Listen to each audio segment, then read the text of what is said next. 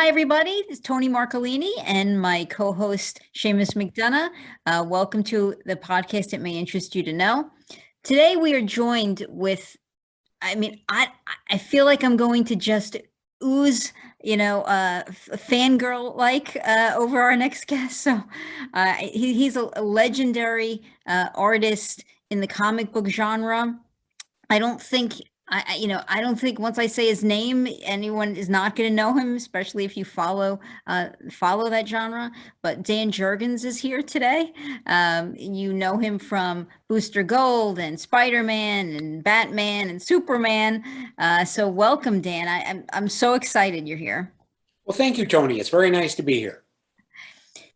So I guess the first question I have, because when I follow your career, way back from the beginning, I mean, of course, I think you jumped in early on, with established characters long before you got to create Booster Gold and some of the characters that you've created on your own. So what was it like jumping into an already established character?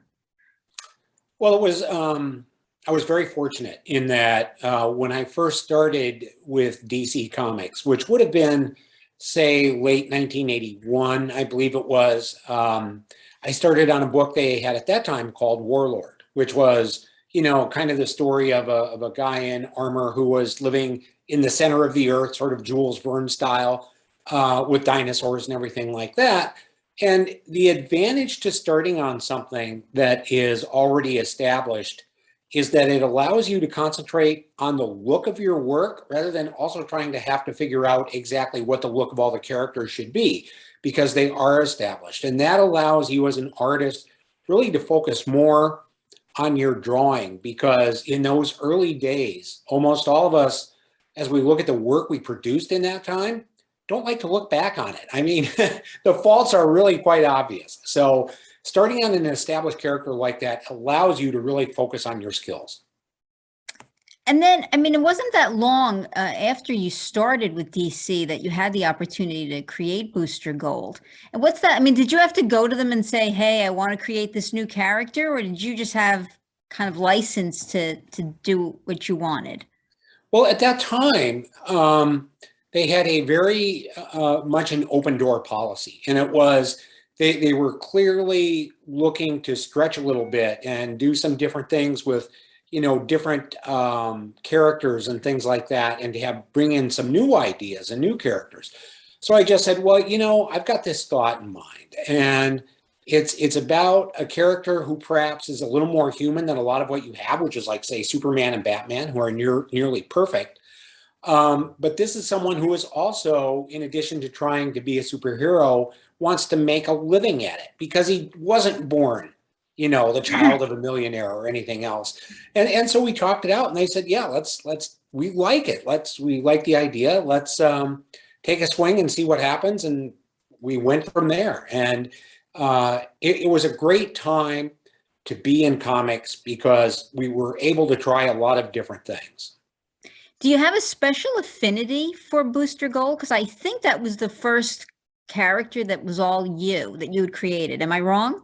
No, you are absolutely right. And yes, I have very much a personal affinity for the character, and probably always will, because I think what happens is, and I think this is especially true of writer artists, is that when we create these characters, there is so much of us in it that it almost becomes sort of a representational avatar, in a way, of the creator, because most characters have a specific writer and a specific artist who create them, and that's more of a blend. But when it's one person who really does it and is responsible for every aspect of that character, I mean, at that time I was even handling the letters pages and interacting with the readers who would write in, I think, yeah, there's a lot of me in it.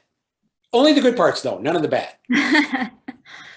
Well, you went on, I think, right after that to like Flash Gordon and the Justice League, which was a major part of DC Comics at the time. Yeah, and I am also someone who's always been fortunate enough to work on multiple projects at the same time. It's always helped to keep me fresh. So yes, I was able to do Flash Gordon. I was able to do Justice League. I was able to do Superman. And I think what happens is, again, this gets back to being a writer-artist. When you are a writer-artist, you are so invested in that one book or that one property that sometimes you just need to step back, take a deep breath, and work on something else for a bit, just so it doesn't, swallow you whole. You need to have that ability to stretch creatively and go try some different things, even while you're so invested in that one project. Okay. I think Seamus is trying to get my attention. Seamus, did you? I was on mute there. So sorry. So these are unique characters. How could you make a mistake? I know you've just done this for years and you perfected this whole craft, but it just fascinates me how you just said not to make any mistakes. How could you make a mistake? Seamus, a lot of what we do is making mistakes. I mean, there's no such thing as the perfect piece of work. And there are always things I look back on and wish I would have been better at when I did it. And in fact, to stay on the Booster Gold team, we were exploring a little bit is I was still very much in learning mode as a writer at that time. And as I look back on it now, I can certainly see over the course of the first 10 issues what I wish I would have done differently, or what I would have done differently then if I had the same skill set I had today. And some of it is just that there is so much that goes into it, whether it's drawing a panel somewhat incorrectly, or a particular figure, or kind of mishandling a storyline that you really would have been able to make a lot stronger if you had a better skill set. I mean, that's out there for all of us to know, right? And when I say that, it means that all of us as writers and artists, we have this conversation all the time. We don't hit here on book one, page one with a perfect skill set. Our sins are sort of on display, and it does take a while to really figure it out and get it to the point where it works well. Thank you. Thank you for that. Well, I have to talk about Superman, because you did about a 10-year run, I guess, for DC, almost exclusively doing Superman. Mm-hmm. I don't know if you were doing other books at the same time, but I thought you were kind of exclusively on Superman at that point. I mean, and Superman's my favorite, honestly, of I think any character ever in comic books. It's a great choice. And I mean, the day that you heard you were going to take over, they call you up and they want you to take over that title. What's that day like? Well, there are two different days where that happened. And one is they first asked me to draw the book working with a different writer, which I was on board with. The writer was actually a gent by the name of George Perez, who had been an accomplished artist himself, but also had been doing writing work at DC. And so, that was a phone call that left me very enthusiastic. It's like, okay, great. I get to draw Superman and become part of that family that had worked on the character since 1938 and had the chance to add to him visually. George had to step aside a few months later. And then when the call came in to ask me if I wanted to write Superman as well, that was a little different. Because, I was totally confident in my skills as an artist, not as confident in those skills as a writer. And so I hung up the phone and kind of thought, oh man, there might be way more downside than upside here. So fortunately, that did not turn out to be the case. And it gave me the opportunity, when you work, I'm babbling a little bit, forgive me, but this will make sense. When you work on a character as an artist, you think about how to portray them visually. How do you get that essence of their character across? Superman carries himself in such a way that he has a certain sense of nobility and majesty. And in fact, that big red cape almost makes him feel a little bit royal. When you then write the character, you have to think much more in depth about who the character is, how they react in certain situations, what they do say, and even what they don't say. And that then is what allows you to really build as a writer-artist, I think, this really holistic view of the character, because you're coming up with it both visually and in terms of the written word. Yeah. So I have to ask this, and I wouldn't defend you, but did you go back when you took it over, like, and literally, like, because I think I'm very much into research, and I think if I had been tasked with a responsibility like that, I would have like literally gone back to like 1938 and read every comic book, you know, Superman leading up to that. Is that the kind of thing you did, or it's just like, hey, I'm familiar enough, and I'm going to just jump in and take it in whatever direction I want? It was actually a blend, and some of it is because it would be almost impossible to have every story going back to 1938.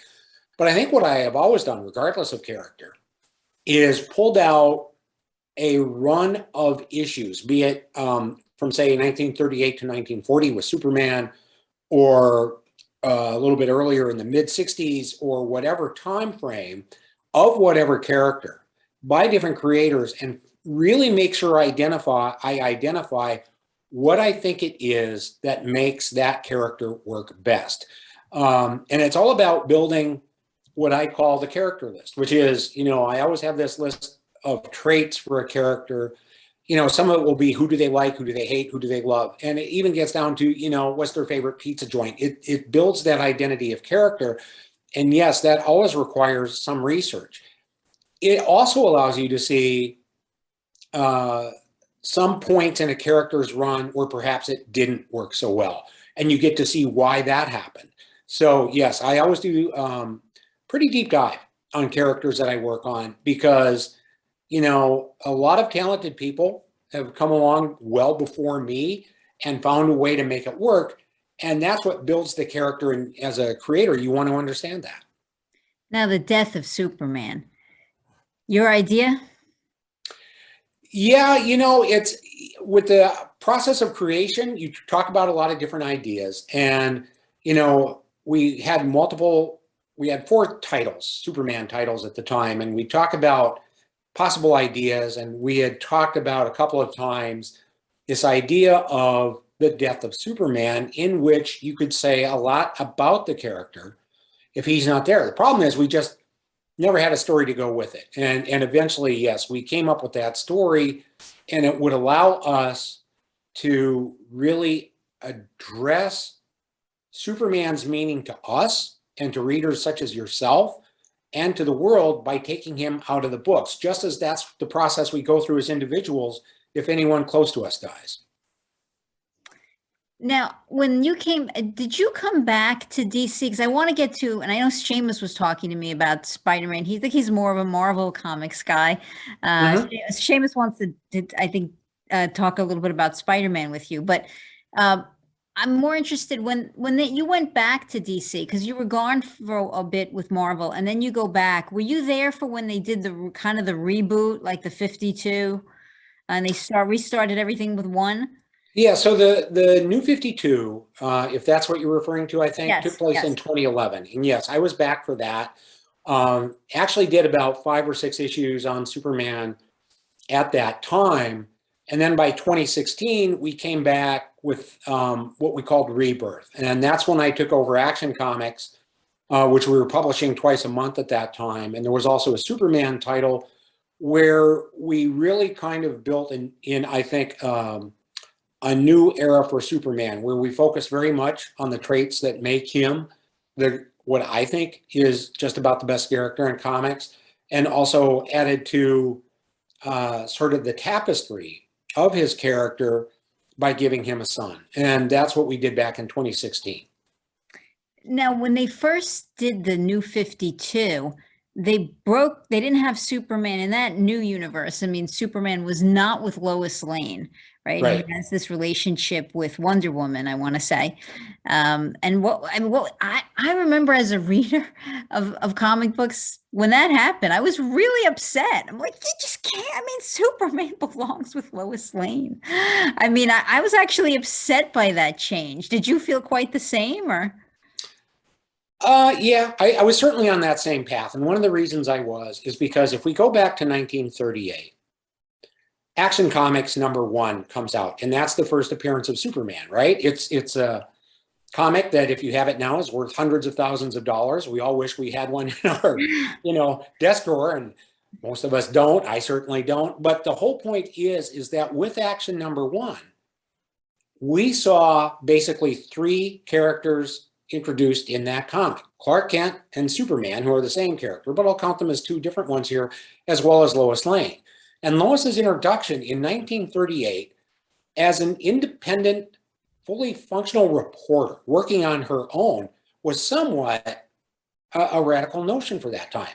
And she is as every bit as important to the Superman-Clark dynamic as is Superman and Clark themselves, because it is Lois that really helps to humanize Superman, with Clark kind of in the middle as the touch point that pulls it all together. And I think that in that awareness that there is always that bond that I would have stuck with, because I think Lois's connection to Superman says so much about the both of them, so much about Superman's attitude toward humanity and Earth, that I think you just have to keep it. That was just my view. And ultimately we got back to that.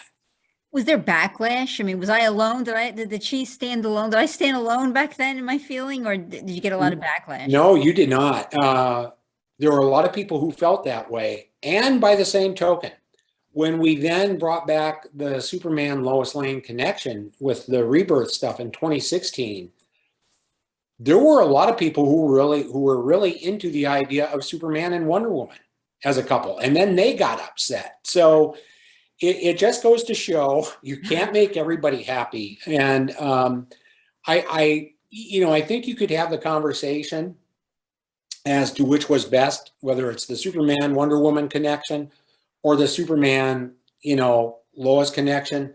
But for me, Superman Lois should always win, because Superman being with, Superman is from Krypton and an alien, even though he was raised as an Earth kid in Kansas. But Superman's connection to Lois really says everything there is to say about his connection to the rest of us. And it is him trying to be human and represent humanity in the best possible way. That's true. Wow, I didn't really think about it that way, but yeah. So I think it's important that we talk about Batman and Spider-Man both. So I'm going to kind of turn over to, I think, Spider-Man, because there comes a point right after 10 years doing Superman that you move over to Marvel Comics. And I know Seamus is a big Spider-Man guy, so I think I'm going to, Seamus, do you have any questions about Spider-Man?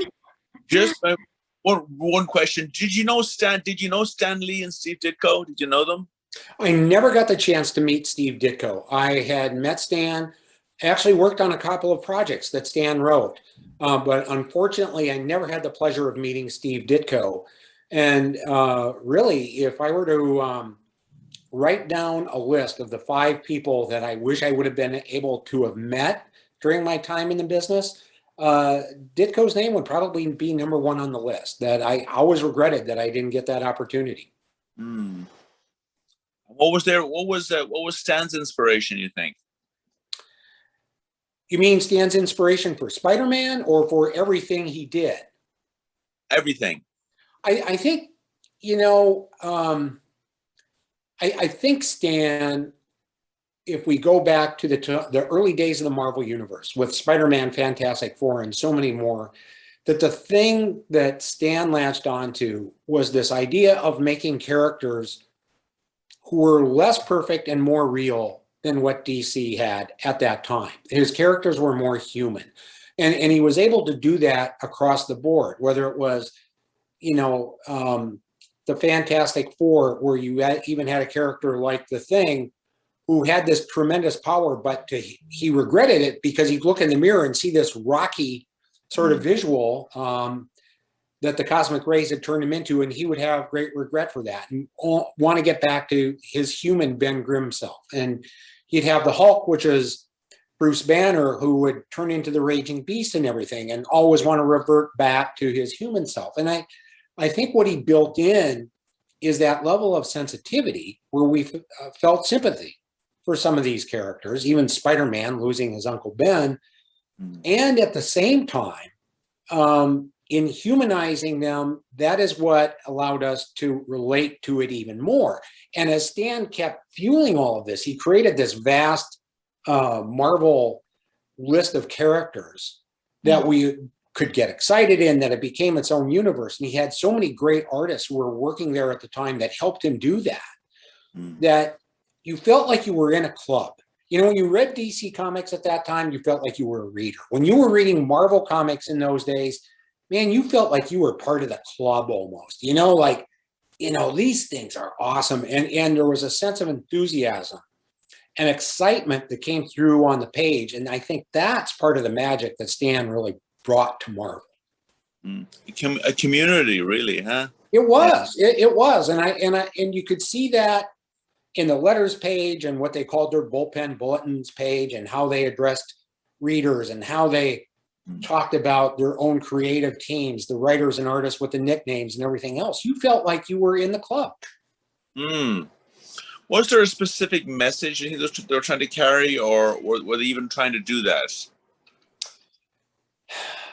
I can't answer for what, you know, necessarily he was trying to do, but I think it's certainly safe to say that Stan in that time was building a more diverse universe of characters than we even appreciated at the moment. You know, we all know now what the Black Panther is because we've seen the movie.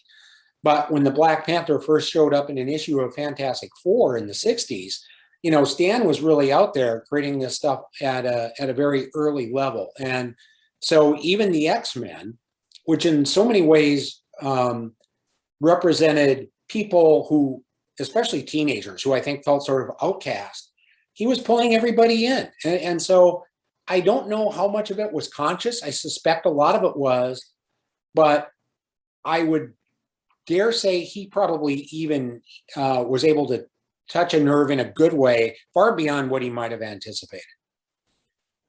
Thank you.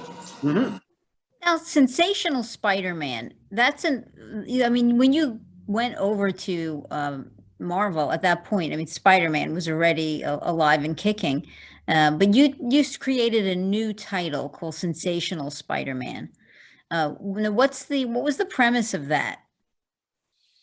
Well, I think part of it was when Marvel first asked me to come over, rather than just taking over with issue number 278 of whatever title might have been. I just pulled that number out of thin air, but you know, they said, we want to give you a new title. You'll write it and draw it, because they wanted to usher in kind of a new era for Spider-Man. And some of that was built around this idea that at that time, Spider-Man was married to Mary Jane. And I think they felt he was starting to feel too old. So they wanted him to feel a little bit younger. And what they did is they had, before I got there, come up with this idea that a younger clone would now be Spider-Man and step in and all that stuff. And so I think they were looking for perhaps a solution to a problem that didn't necessarily exist, because I think you could have written the character and made him felt younger without making the drastic changes. And ultimately, that's sort of what they got to. But at the time, with me, they wanted to start a new title, kind of a different sort of Spider-Man character. And you know, we jumped on board and did the best we possibly could with it. But I think then they realized that was not going to be quite the proper answer that they wanted to settle on. So is that when they moved you over to the Thor, I think the Mighty Thor? Well, actually, so at that point, you know, we kind of agreed that we would take a break, and I stepped aside, and it was probably about a year and a half later that I went back, and then they said, would you like to do Thor? And so I gave it some thought and really did a deep, you know, dive on the research that you were asking about earlier. So I did that and said, yeah, you know, this is something I'd really have a lot of interest in. I thought there were a lot of good things to say with the character. So yeah, I ended up writing Thor for about 7 years. And also Captain America, right? For yeah, them as well? Yeah, I both wrote and drew Captain America at that time, yes. For What was Marvel, your, I'm sorry, go ahead, Seamus.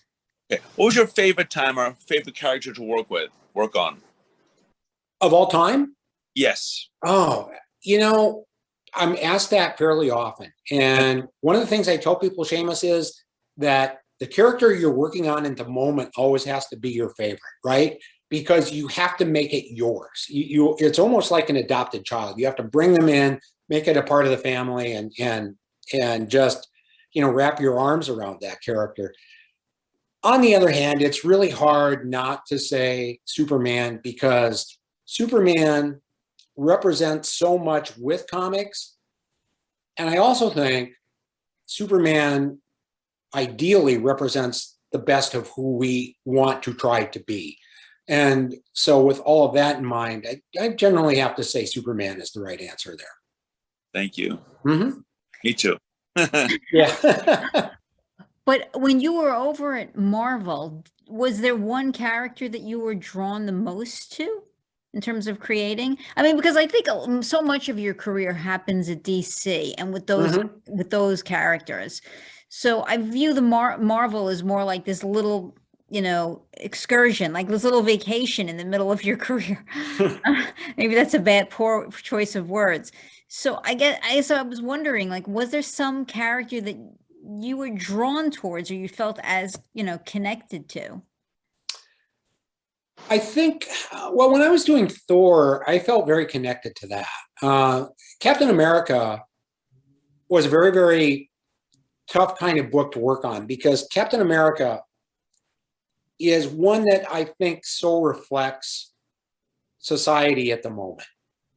If you give a character the name Captain America, just by virtue of that, they are kind of connected to where we are in that moment. And that becomes potentially difficult to deal with. And part of the problem is every single writer, whoever does Captain America, they want him to stand up at some point and give the all-time greatest speech in comics ever, bar none, right? Because that's who that character is. Captain America stands up and he makes a speech and he sort of inspires the other heroes to follow. Superman doesn't make a speech. Superman is so respected that he doesn't have to say, "Come with me." Characters line up. The Justice League lines up and it's like, by God, wherever Superman goes, that's where I go too. Whereas Cap kind of exhorts everybody to go fight the battle.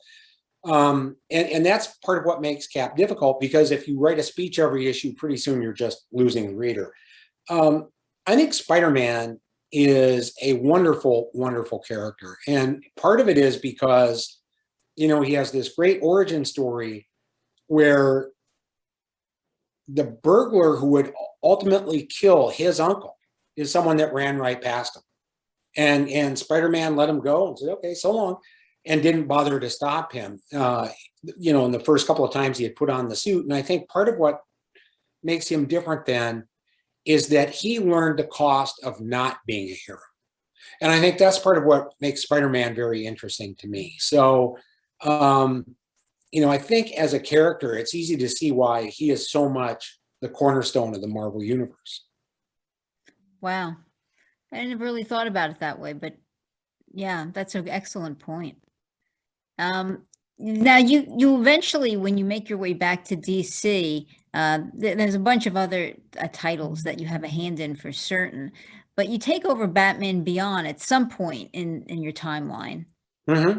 I mean, wow. So now you're coming into Batman knowing you've already participated in Spider-Man and Superman, and then you get this opportunity this is every little kid's dream, right? And then you get the chance to take over Batman.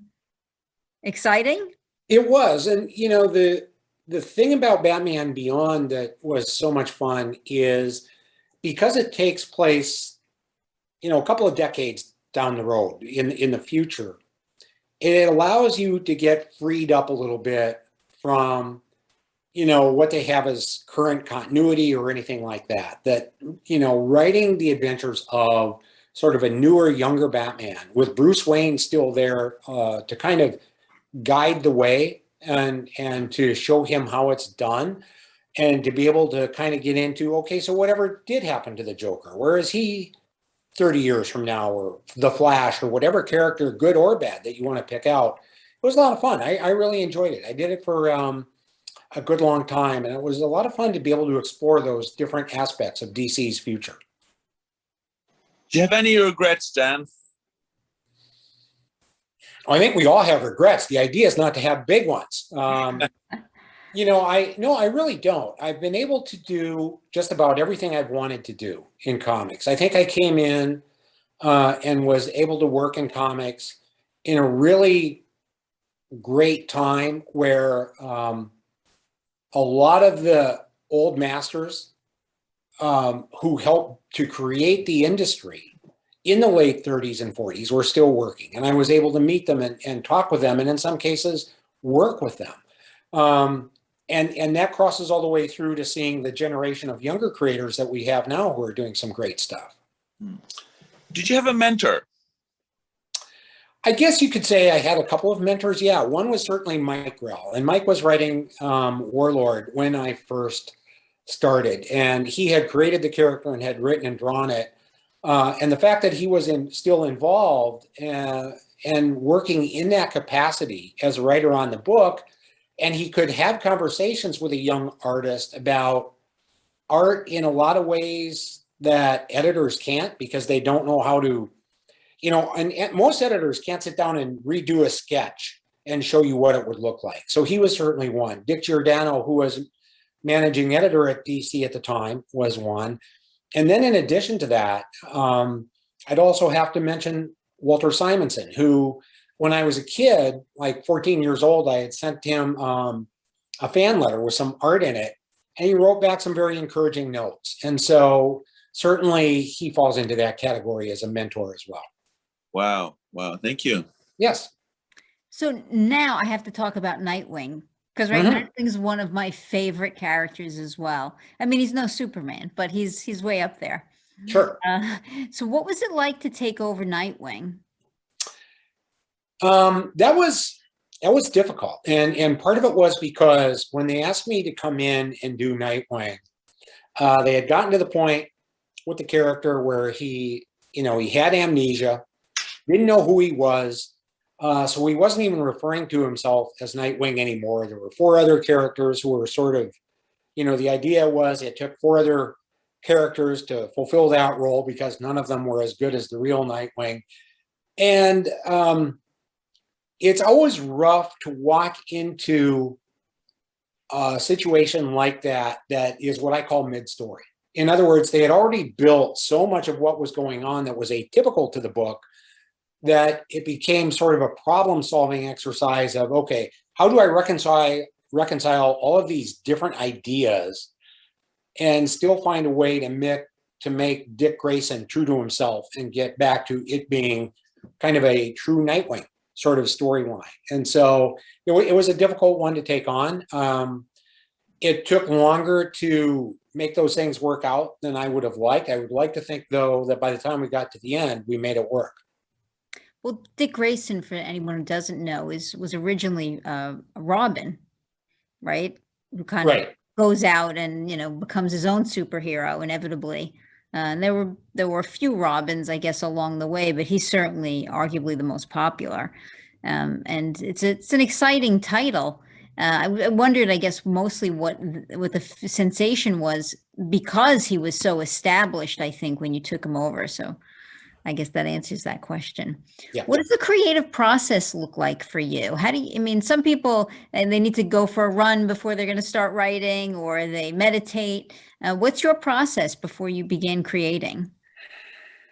It's all over the road. And some of that, there's no guaranteed way of coming up with a story. It comes from sometimes out of the blue. And one of the things I'm a firm believer in, Tony, is that I will often be amazed at how many times I wake up in the morning after wrestling with a story question or idea or plot device or something for a couple of days, and all of a sudden the answer is there. I firmly believe that the mind is working on these things while I sleep, and sometimes is nice enough to come up with a solution so I have it a day or two later. And so that's one way. Sometimes it's a story you see on the news that might give you an idea. Other times it is just being out for a walk and you are struck by something, or you might be in a restaurant and see someone walk in with, like, this actually happened once, seeing someone walk in that had a very unique cane and just saying, what is the story of that? You know, and then pretty soon you start thinking about that and you add 17 more layers and you have a story. Artistically, it's different. Artistically, I get up in the morning, I loosen up the fingers, I do some quick doodles and character sketches just to loosen up a bit, and then I can draw. Writing is very different. And it's amazing how you can sit in front of a keyboard all day long and get absolutely nothing done, but yet the mind has been working that entire time. And maybe what's happened is, if I would have jotted down 6 different thoughts or something like that, I can go back and see the third one I wrote might have something that I can build on. And then once things fall into place, I can start typing and get it there fairly quickly. But I have to say, I don't think there is any one solid, consistent solution to that. I wish there was, because it would make life easier. It's funny. I do, as you were talking, you had to warm up your hands. That was amazing. Just to realize, just to draw was amazing, and never even thought about that. But I was a fighter, a boxer, and right. whole body, and I was never good at that, and suffered because of it. But yeah, so warm up your hands, and I guess it's what's my question here?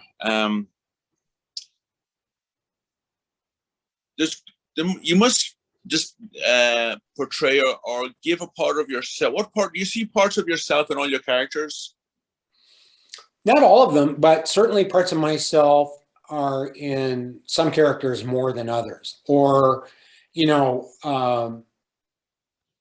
something from an experience in the past might be in some of the characters somehow, or some aspect of someone I know might be in the characters somehow. I mean, as a writer, that's sort of what we do, which is, you know, if you can think back to someone you might have known, whether it was in college or in 8th grade or whatever, who had kind of a unique trait or something like that, that you can pull out and, you know, turn it a couple of ways and extrapolate what that might be now and build it into something else. I mean, we are all sort of the sum of our experiences. So obviously it is some of those experiences end up on the page some way, somehow. Thank you. Mm-hmm. So what's your most memorable moment of your career? Actually, let me ask this in two parts. One, did you read comic books as growing up? Oh yeah, absolutely, yes. So you were already a fan. Yep. So there is that element of, this isn't just a job like, hey, I know I got a degree and I'm very good at writing or sketching, and I got this job. You actually were a fan too, Right. moving in. So what's your most memorable moment of your career? Well, you know, it's hard to pin it down to just one. The first one will be a little. The first one might be a little bit more general, and that is the death of Superman and everything that happened around that time was so incredibly unique, and a lot of it was because it became a national story. And here we were as writers wanting to tell the story of a world without Superman. What would that be like? How would the characters in the books react? How would the world, and when I say world, I mean our world in the comic, react?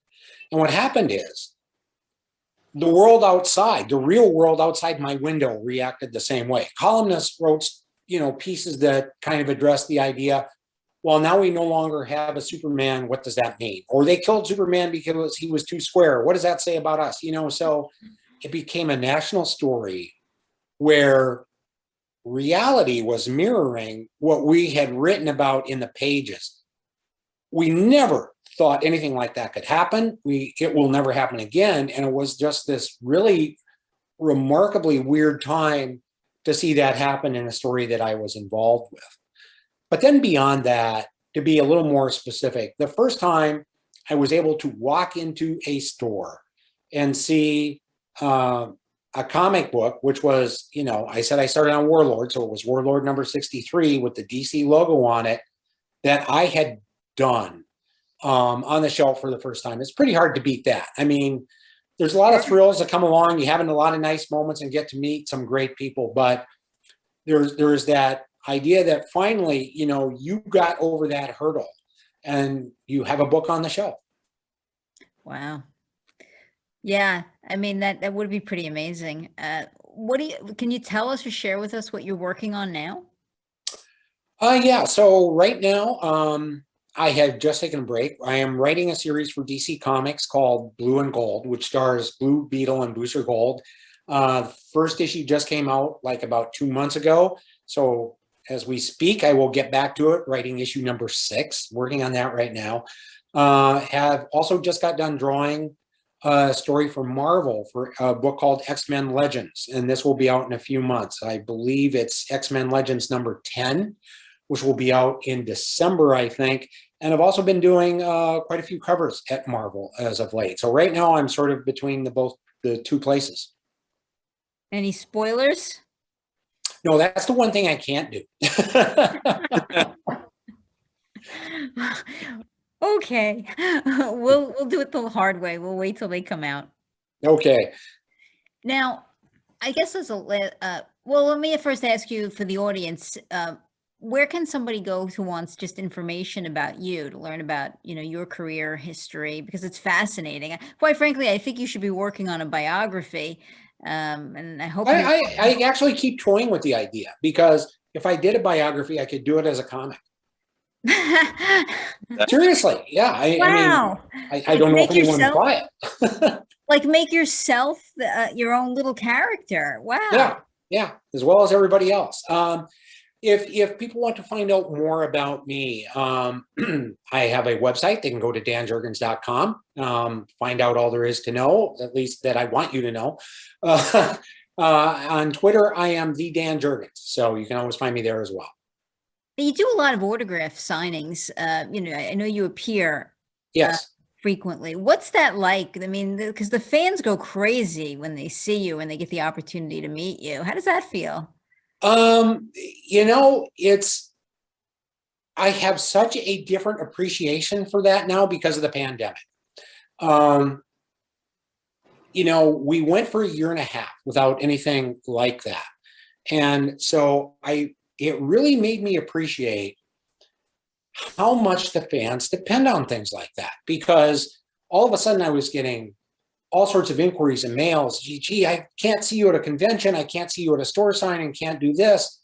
And I really it gave me a chance to think about how they experience things instead of how I experience it. Mm-hmm. So just in June, we kind of got back on the trail a little bit. I was out in Washington State. I did an event in Connecticut, and in, I think, 2.5 weeks, I am in Michigan for Motor City Comic Con. But the nice thing about it really is that it has given me this whole new way of looking at how fans experience these things and how much importance they put on being able to sit down and interact with us, get their book signed and that sort of thing. And it's fun to do. It's, when we weren't able to get together for a year and a half or so, to be able to get back together now and listen to what they have to say and how they react to the product we put out is really good. So I appreciate it. I value just about anything anybody has to say. So it's a lot of fun. You're just a part of people's lives, and that's so refreshing, or so refreshing. So yeah, thank you. Yeah, well, you know what's odd is I always used to look at it that way, as being a part of their lives.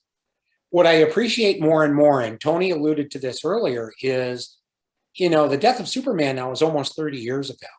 And so what I have come to appreciate more is I'm not just it's not so much that I'm a presence in their lives, but I am a presence from their past.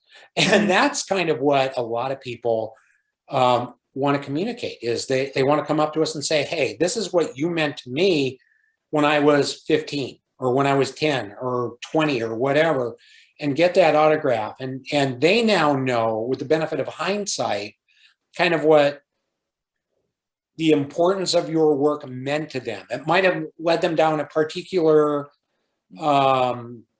sort of educational road, or a place to live, or something like that, or help form some ideas or ideals that they had. So that's what I've come to see is when people talk to me about what it is that stories that I might have done a long time ago mean to them now. And that's very flattering.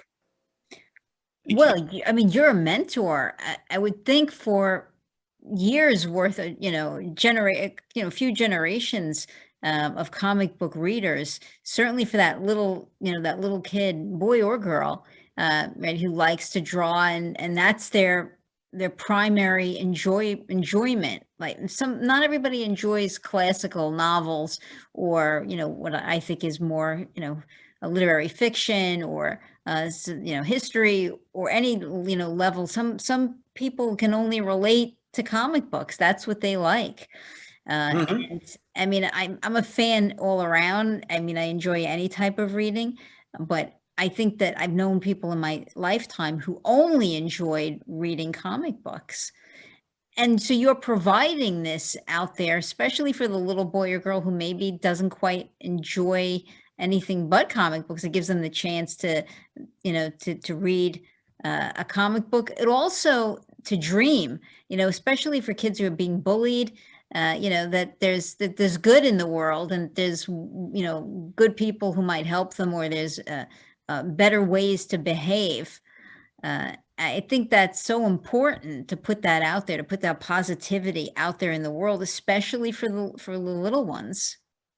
Yeah, I very much agree with that, and I think that's where, if they had picked up something I did, say 15 years ago at the age of 15. Now they're 30, and they are better able to look back on that and see or address what it may have meant to them. So that's something that I get more and more of all the time now, because I've been around for a while. So yeah, I've done a lot of stuff. So it's nice to get that reaction. Well, Dan, I have to say thank you. Thank you so much for being here with us. I mean, you are legendary, and you've had such an amazing, illustrious career, and you've risen to the top of your field for certain. And we appreciate that you took some time to talk to us today, and about all these characters that we all love. As I said, I remember I remember when I got that new comic book, and I was like, "What do you mean Superman's not with Lois?" I mean, Right. These characters, they matter. We enjoy them. We grew up on them. They make movies out of them for a reason. They do, and they matter to us as creators as well. And what we try and do is get it right. We don't always, but we try and get it right, and it is out of that awareness of what they mean to people. Yeah, thank you, Dan, for coming on today. Thank you so much. Thank you. You're quite welcome, Seamus. Yes. You're a genius in your field. Thank you. We truly appreciate it. It was Thank you, Tony. It was my pleasure. And I hope when you're done with your next project, you'll come back and talk to us about it as you do new things. I'd love to keep following and keep talking about your new stuff. I'd be happy to. Thank you. Mm-hmm. I'm going to say goodbye from us here at It May Interest You to Know.